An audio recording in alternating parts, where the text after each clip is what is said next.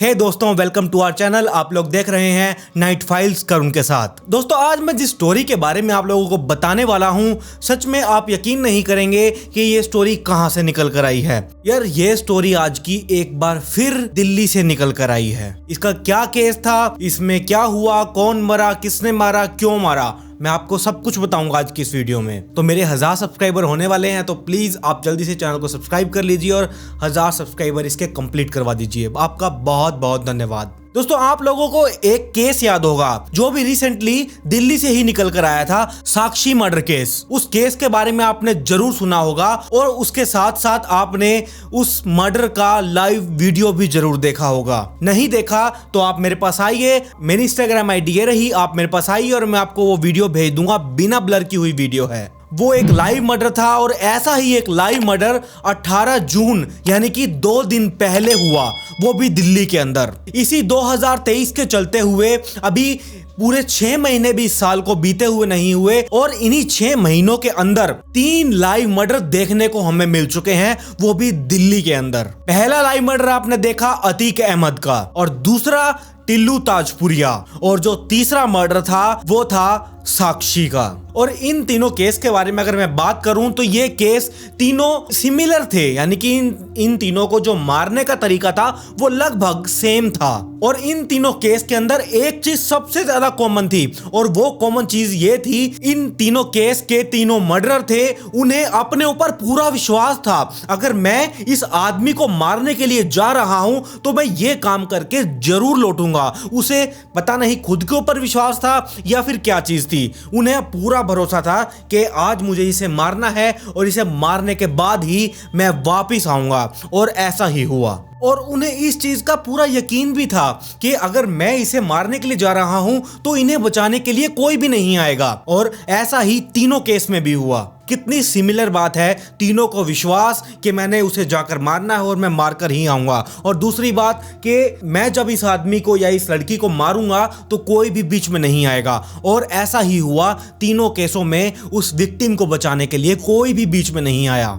अतीक अहमद और टिल्लू ताजपुरिया, अगर हम एक बार इन दोनों को साइड में कर दें क्योंकि ये थोड़ा सा अलग ही केस आता है और हम इसे साक्षी और साहिल वाला मर्डर केस ले लेते हैं। तो यहाँ पर साहिल को पूरा यकीन था कि जब मैं साक्षी को मारने के लिए जाऊंगा तो कोई भी बीच बचाव करने के लिए नहीं आएगा, कोई बीच में नहीं आएगा जब मैं इसे मार रहा हूंगा। तो इसका मतलब तो यही है कि पूरी दिल्ली में साहिल ही एक ऐसा था जिसे पूरा यकीन था मैं इसको मारने के लिए जा रहा हूं और कोई भी बीच में नहीं आएगा। उसे इस बात का पूरा यकीन था।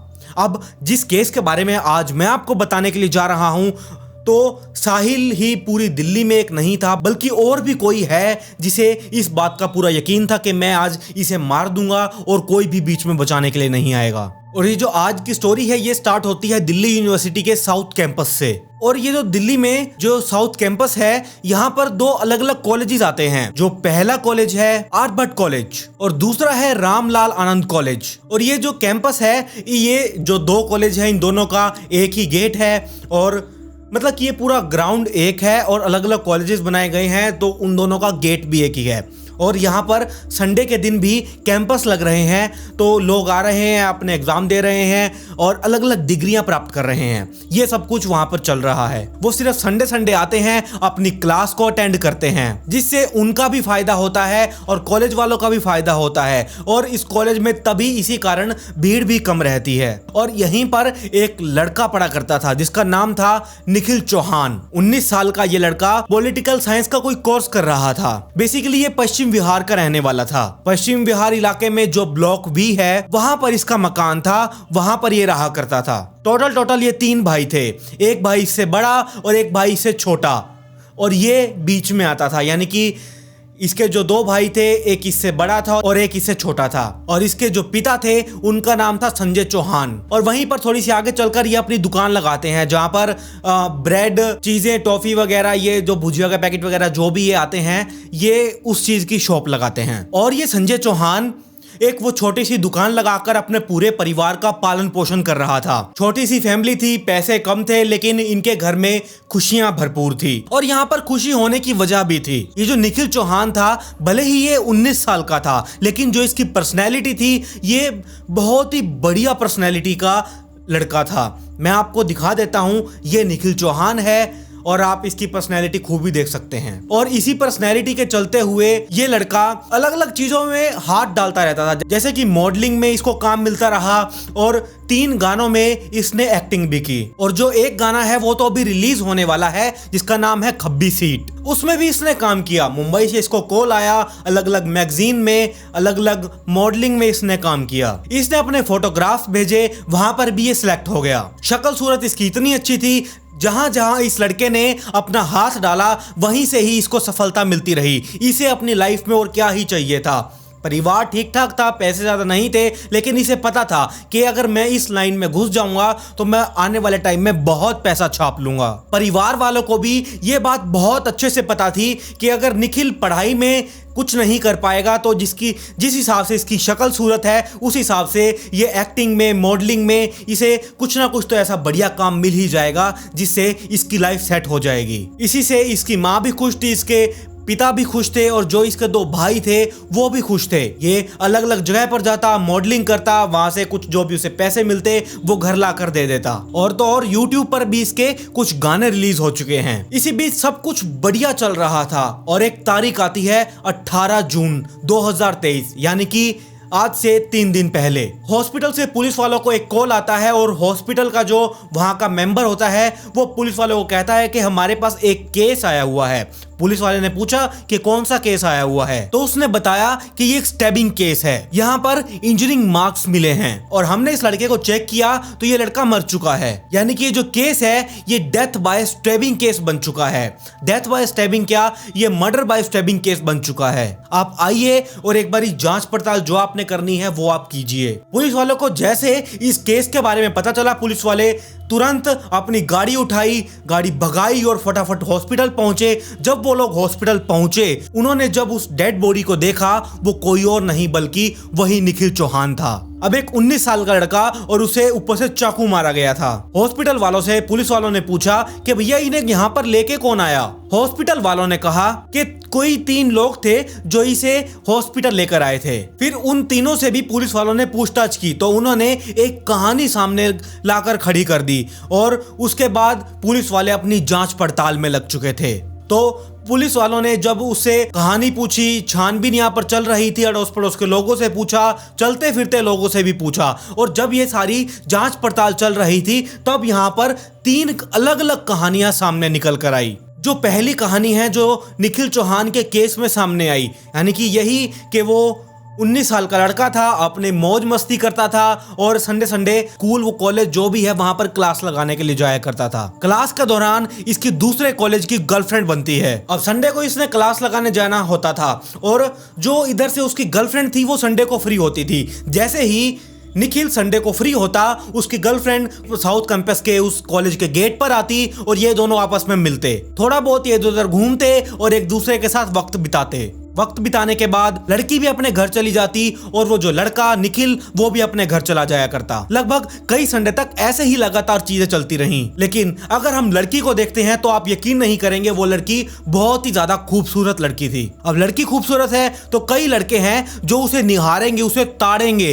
ये सब कुछ तो आम बात है। अगर सामने कोई खूबसूरत लड़की दिख जाती है तो उसे लोग ऐसे ताड़ना शुरू कर देते हैं कि जैसे उन्होंने पहले कभी इस लड़की को देखा ही ना हो। वही उस लड़की के साथ भी हो रहा था। खूबसूरत लड़की थी, आने जाने वाले लोग जो उसके क्लासमेट थे, जो निखिल के क्लासमेट थे, वो सभी लोग उसे घूरते ताड़ते रहते, उस लड़की को फॉलो करते, उससे बातचीत करने की कोशिश करते रहते। जो भी उन्हें मौका मिलता वो उस मौके को नहीं छोड़ते, उससे कैसे ना कैसे करके कांटेक्ट में आना चाहते थे। और लेकिन वो लड़की किसी के साथ भी कांटेक्ट में आना ही नहीं चाहती थी। लेकिन जब कुछ लोगों को ये पता चला कि ये तो निखिल की गर्लफ्रेंड है, वो लोग तो मान गए। लेकिन कुछ और लोग थे जिन्हें पता चला ये निखिल की गर्लफ्रेंड है, लेकिन वो इस बात को नहीं माने। उन्हें विश्वास ही नहीं हुआ कि ये इतनी खूबसूरत लड़की इस निखिल की गर्लफ्रेंड भी हो सकती है। तो ये सारे लड़के निखिल से जलने भुनने लगे और इनमें से 2 लड़के ऐसे थे जो बहुत ही ज्यादा जला करते थे, जिसका नाम था राहुल और दूसरा यश। राहुल और यश ये दोनों भी वैसे ही लड़के थे जो इस लड़की को चाहते थे, इसे पसंद करते थे, इसे अपनी गर्लफ्रेंड बनाना चाहते थे। जो उस लड़की का दोस्त था वो था निखिल, और कहीं ना कहीं वो निखिल उस लड़की का बॉयफ्रेंड था। वो लोग इस लड़की को चाहते हैं और निखिल उसका बॉयफ्रेंड बॉयफ्रेंड है, तो इसी वजह से उन दोनों के दिलो दिमाग में निखिल के प्रति इतना गुस्सा, इतनी दुश्मनी पैदा हो चुकी थी। और इसी वजह से वो लोग उस लड़की पर कई बार कमेंट भी पास करते। कई बार ऐसा भी होता था कि वो लोग उससे बातचीत करने की कोशिश करते, उसका नंबर एक्सचेंज करने की भी कोशिश करते, लेकिन वो हर बार असफल हो जाते थे। और शुरुआत में इन दोनों ने बिल्कुल ही इग्नोर किया, चाहे वो लड़का निखिल हो या फिर वो लड़की हो। अब सब कुछ ऐसे ही चल रहा था, लेकिन निखिल के सर से अब पानी टप चुका था। उसे ये लगता था कि ये लोग कभी बाज नहीं आएंगे, इन्हें मुझे ही सबक सिखाना पड़ेगा। निखिल अपनी बॉडी में भी कुछ अच्छा हट्टा कट्टा था और वो लोग जो फिजिकली थे वो निखिल से थोड़ा सा कमजोर थे, तो इसीलिए निखिल ने उसे उन दोनों को सबक सिखाने की सोची। और एक दिन ऐसा आया कि वो दोनों आपस में ही भिड़ने लगे, यानी कि यश और राहुल आपस में ही भिड़ने लगे, क्योंकि वो निखिल की गर्लफ्रेंड से बात करना चाहते थे। राहुल चाहता था कि ये गर्लफ्रेंड, जो वो लड़की है वो मेरी गर्लफ्रेंड बने, और जो यहाँ पर यश था वो चाहता था कि ये जो निखिल की गर्लफ्रेंड है वो मेरी गर्लफ्रेंड बने। ये दोनों के और इसी चक्कर में ये दोनों आपस में भिड़ गए। भिड़ने के बाद इन दोनों के बीच में खूब लड़ाई हुई। ऊपर से वो लड़की भी आ चुकी थी, उस लड़की ने इन दोनों को बहुत खरी खोटी सुनाई, और ऊपर से अब यहाँ पर निखिल भी आ चुका था। अब निखिल यहाँ पर आ चुका था और वहां पर एक दो लोग और इकट्ठा हो जाते हैं, और वहां पर लगातार गालियां गलौज, ऊंच नीच, पता नहीं कैसी कैसी बातचीत वहां पर चल रही थी। और जब उन दोनों को लगा कि अब यहाँ पर हमारी कई लोगों के सामने बेइज्जती हो चुकी है, तो उन दोनों में से एक लड़के ने उस लड़की को थप्पड़ मार दिया। अब यहाँ पर भरे कैंपस में एक लड़की को सबके सामने थप्पड़ मार देना, ये अपने आप में ही कितनी बहुत बड़ी बात है। और यहाँ पर अब निखिल को गुस्सा आ चुका था, वो निखिल उन दोनों के साथ हाथापाई करने लगा, और इसी हाथापाई में निखिल ने उन दोनों को खूब पसारे, चोटें उन्हें लग चुकी थी। वो लोग निखिल का भी तो कुछ नहीं बिगाड़ पाए। अब यहाँ पर पहले तो उन दोनों लड़कों ने उस लड़की को छेड़ा, उसके बाद लड़की ने उन्हें सुनाया, और उन दोनों में से एक लड़के ने लड़की को थप्पड़ जड़ दिया। और यहाँ पर जो उस लड़की का बॉयफ्रेंड निखिल था उसने उन दोनों को जड़ दिया, और उन दोनों लड़कों की यहाँ पर बेइज्जती बहुत ज्यादा हो चुकी थी। वो दोनों लड़के वहां से किसी ना किसी तरह से घर चले गए। निखिल भी यहाँ पर अपने घर चला गया, और वो जो लड़की थी वो भी अपने घर चली गई। निखिल यहाँ पर अपने घर जाकर अपने कामकाज को देखने लगा, अपनी स्टडी को देखने लगा। उसका एग्जाम भी था, और इसी बीच उसे मुंबई से कॉल भी आया उसके शूट के लिए, मॉडलिंग के लिए, लेकिन वो एग्जाम के चलते मॉडलिंग के लिए जा नहीं पाया। और उस साइड वो जो लड़की थी वो भी अपने कामकाज में, अपनी चीजों में ही बिजी थी। ये तो हुआ था पिछले संडे, यानी कि 11 जून को। अब यहाँ पर अगला संडे कब था? 18 जून, यानी कि 3 दिन पहले। 3 दिन पहले निखिल कॉलेज में गया और वहां पर अपनी क्लास को अटेंड कर रहा था, यानी कि संडे के दिन कॉलेज गया, अपनी क्लास अटेंड करी। वो लड़की उस कॉलेज के कैंपस के गेट पर आई, उसका वेट कर रही थी। अब जो दोनों की नजरें थी वो इसी घड़ी पर थी, कब 12 बजेंगे और हम दोनों मिलेंगे। जैसे ही 12 बजे निखिल क्लास से अपनी फ्री हो चुका था, वो लड़की गेट पर वेट कर रही थी। वो दोनों गेट पर मिले, बातचीत हुई, इधर उधर घूमने गए और वापस वहीं पर गेट पर पहुंच गए। और ये दोनों जब थोड़ी देर के लिए एक राउंड मारकर आए उसी गेट पर, तो वहां पर राहुल और यश अपने दोस्तों के साथ पहले से ही वहां पर वेट कर रहे थे। 3-4 लोग अब वहां पर वेट कर रहे थे, और इसे देखकर तो ऐसे ही लग रहा था कि 1 हफ्ते से या 2 हफ्ते से पहले ही उनकी ये सब प्लानिंग चल रही हो। वो 4 से 5 लोग थे। निखिल को वो वहां पर पकड़ चुके थे। जैसे ही निखिल को पकड़ा, उन्होंने उसी कैंपस में उस निखिल को मारना शुरू कर दिया, बहुत ही बुरे तरीके से। उसे मुक्के, लाते, पता नहीं क्या क्या मारा जा रहा था। और उन्हीं 4-5 लड़कों में से और एक लड़का सामने निकल कर आया, जिसने अपनी जेब में से चाकू निकाला और निखिल पर ताबड़तोड़ वार करता गया। निखिल यहां पर अब बहुत ज्यादा जख्मी हो चुका था, और जैसे ही उन्होंने निखिल को बहुत बुरे तरीके से लगातार मारा, वहां पर कोई भी कुछ नहीं कर पाया। निखिल की गर्लफ्रेंड वहां पर चीखने चिल्लाने लगी। जैसे ही वहां पर भीड़ इकट्ठा होने लगी, वो लोग वहां से भाग चुके थे और निखिल को हॉस्पिटल ले जाया गया। जब डॉक्टर्स ने निखिल को चेक किया तो उन्होंने सीधा ही निखिल को मृत करार कर दिया। और ऐसे ही पुलिस वालों को हॉस्पिटल के कर्मचारी से कॉल गया, पुलिस वाले वहां पर पहुंचे और ये जानबीन चल रही थी। और वहीं पर पुलिस वाले पहुंचते हैं और उस कैंपस का जब कैमरा चेक करते हैं, वहां पर 4 लड़के मिले। राहुल, यश, ये दोनों तो पहले ही थे। तीसरा था थारू और चौथा था राज। ये 4 लोग थे जिनमें से एक लड़के ने इसे लगातार चाकू मारा था, जिसकी वजह से निखिल चौहान यहाँ पर मर चुका था। इन चारों की डिटेल निकलवाई गई और सबसे पहले राहुल, जो बिंदापुर का रहने वाला है, उसे उठा लिया जाता है। और उसे उठाने के बाद जो थारुक यहाँ पर है, वो एक फैक्ट्री में काम किया करता था। पुलिस वाले तुरंत उस फैक्ट्री में पहुंचे और वहां से उसे झपट लिया और पुलिस स्टेशन लाया गया। और जैसे इन दोनों को पुलिस स्टेशन लाया गया, इनसे पूछताछ की गई सख्ताई के साथ। ये दोनों ये सब कहानी बता रहे थे कि ऐसे ऐसे हुआ, ये हुआ, वो हुआ, इसीलिए हमने उसे मार दिया। ऐसे कुछ कहानी बना रहे थे जो मैंने अभी तक आपको बताई। और यहां पर एक कहानी और सामने निकल कर आई जो इसके पिता ने कही। अब वो भी जरा आप सुनिए। और पिता ने यहां पर कहा कि ये जो झगड़ा हुआ था, ये मेरे लड़के के साथ नहीं बल्कि किसी बंटी नाम के लड़के के साथ हुआ था। और जो मेरा बेटा था वो तो एक हफ्ते पहले बीच बचाव करने के लिए गया था। अब ये भी हो सकता है कि उसके पिता को ना पता हो कि इस लड़के की भी तो एक गर्लफ्रेंड है जो कि तुम्हारा ही लड़का है। और दूसरी बात ये बोली कि दोनों पक्षों में समझौता हो गया था और मेरे लड़के को यानी कि निखिल चौहान को धोखे से मारा गया। और तीसरी बात ये थी, जब निखिल चौहान के पिता को हॉस्पिटल बुलाया गया उनके लड़के की बॉडी को देखने के लिए, तो हॉस्पिटल से उन्हें वहां पर पुलिस स्टेशन भेज दिया गया। पुलिस स्टेशन भेजने के बाद जब इसके पिता पुलिस स्टेशन पहुंचे, उन्हें बाहर ही रोक दिया गया। और निखिल चौहान के पिता को यह तक नहीं पता था बेटे का जो मर्डर हुआ है, इस केस में 2 लड़कों को पहले ही अरेस्ट किया जा चुका है। यह बात तक उसके पिता को नहीं पता थी। और साथ ही में जो निखिल की मां है, उन्होंने भी इन सभी चारों लड़कों के ऊपर इल्जाम लगाए।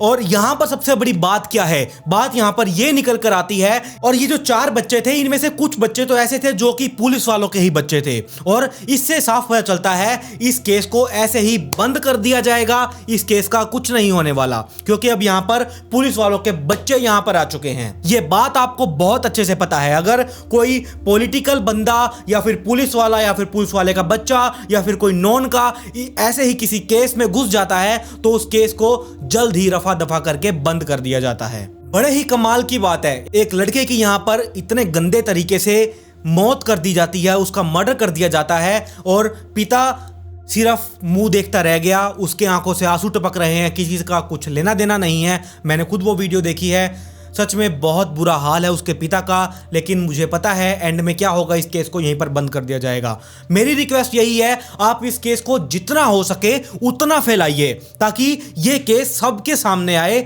और इस केस को थोड़ा सा पंप मिलना चाहिए। ये केस सबके सामने, पूरी दुनिया के सामने आना चाहिए, ताकि इस केस को कुछ ना कुछ फायदा हो और निखिल को यहां पर जस्टिस मिले।